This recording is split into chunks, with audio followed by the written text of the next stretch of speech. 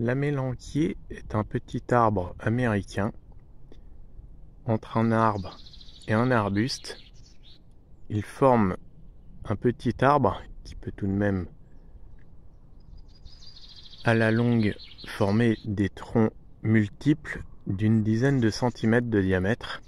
Alors il est pile entre un arbuste et un arbre. Son feuillage est ovale. Il fleurit blanc au printemps, au moment où les feuilles commencent à sortir. Et fin juin, début juillet, on peut voir des petites baies comestibles qui vont du rouge jusqu'au noir. Lorsqu'elles sont noires, elles sont vraiment à maturité, mais elles ont tendance à tomber avant qu'elles soient noires. Ces petites baies sont riches en vitamine C.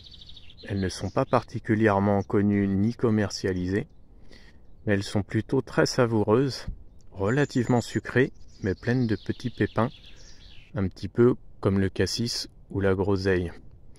Alors ça se ressemble, c'est une petite baie ronde d'à peine 1 cm de diamètre. Elles sont relativement bonnes à manger comme ça, pas besoin de les faire cuire.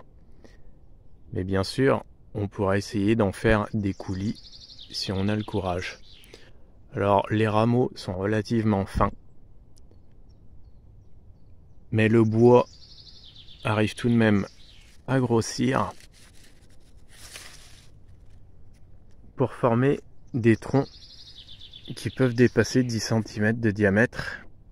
Alors c'est un petit arbre à troncs multiples. On peut éventuellement s'en servir pour créer des haies, mais il serait mieux tout de même à utiliser pour faire soit des haies libres, soit isolées sur une pelouse. La floraison blanche est toutefois relativement intéressante, mais un petit peu discrète.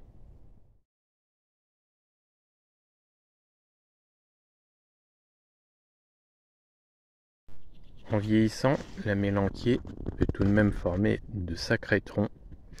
Alors il faudra être patient pour lui voir former de gros troncs comme ça, qui dépassent les 10 cm de diamètre.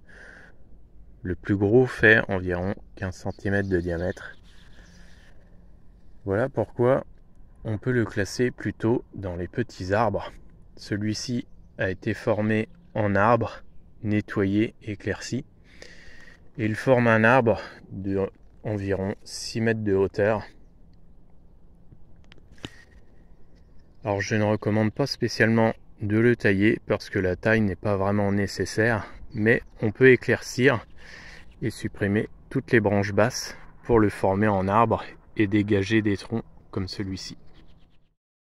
Une fois taillé, l'arbre prend un peu une forme d'arbre à girafe, puisque totalement dégarni, il n'a des feuilles qu'au bout des branches.